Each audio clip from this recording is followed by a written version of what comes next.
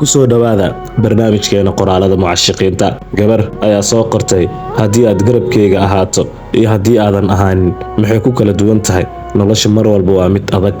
gabar ayaa soo qortay, waxaa laga yaabaa sheekada ugu weyn noloshaada inay tahay sugidda waddan kale. wiil ayaa isagana u soo qoray, waxaan ogaaday inaysan jirin fursad kale oo aan ku wada joogno, laakiin qalbigayga istubidka ah weli waxa uu rabaa inuu adiga ku sugo. gabar ayaa soo qortay, dhammaan jaceylka adduunka ka jira qalbigayga ayuu ku jiraa, adigaana kuu qabaa. xataa haddii aad indhahayga hortaagan tahay weli waan kuu xiisaa. mar walba maskaxdeeda ayaad ku jirtaa, mana aqaano wax aniga igu dhacay.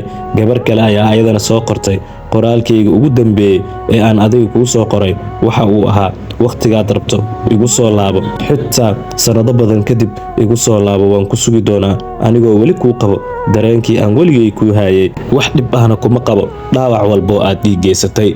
qoraalkaasi markaan akhriyey waxaa igu soo dhacay hadalkii Maxamuud Darwiish, waxa uuna dhahay, anigoo haysta shahaado jaamacadeed oona qoray 4 buug iyo 100 maqaal, haddana weli waan qaldaa marka aan akhrinayo waxa aad ii soo qorto. markaad ii soo qorto subax wanaagsan, anigana waxaan u aqriyaa waan ku jeclahay. wiil ayaa jaceylkiisa ku yiri, waxaan rajaynayaa abbaayoy inaan ilaalino xiriirkeena ilaa ay naga dhahaan kuwiina daba socon jiray bis waaye, kuwan waa ay isguursadeen. wiil kale ayaa yiri, xanuunka kala taga qofka aad jeceshahay aad kala tagaysaan mararka qaar waa ka xanuun badan yahay geerida.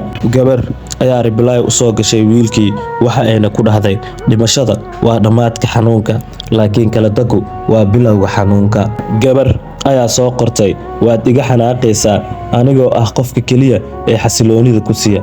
aniga keliya waxaan raadiyaa dhoola caddeyntaada si aan anigu farxad u helo, laakiin hadda kadib waddadaada waan ka leexday. ka waran qof ku jecel haddii uu ku dhaho, keliya i weydii xaaladeyda sida ay noqonayso adiga la'aantaada, adigoona fiirinayo qalbigayga ee aanan fiirinaynin jirkayga caadiga ah. gabar ayaa soo qortay, jooji inaad iska dhigto inaad necab tahay xiriirada qaar. xaqiiqda ayaa ah qofka aad adigu jeceshahay inuu qof kale jecel yahay. gabar kale ayaa tiri, qof walba waxa uu u qalmaa in fursad labaad la siiyo marka laga reebo qof sabab la'aan adiga kaa tagay.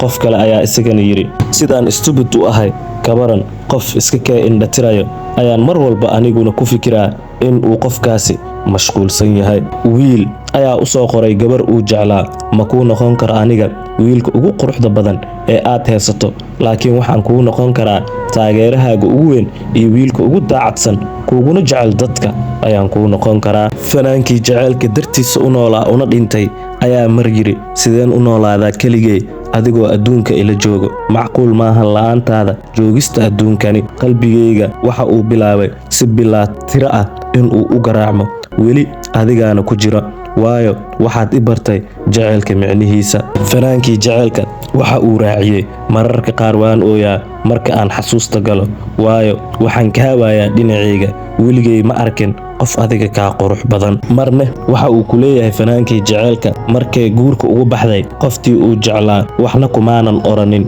mana aanan rabin inaan wax ku dhaho, waayo mar walba ay u sii dhawaato ilbaabka waxaan ogaanayay in aan u sii dhowaanayo geerideeda. ayada daraaddeedana waxaan saaxiib ula noqday buug iyo qalin. ugu dambeyntiina fanaankii jaceylka wuxuu la dhintay jaceyl. gabar ayaa soo qortay, sheekooyinka qaar ma lahan dhammaad, keliya waxaa loogu tagaa kala bar, ayadoo aamusnaan iyo macsalaameed la'aan la kala tagaayo.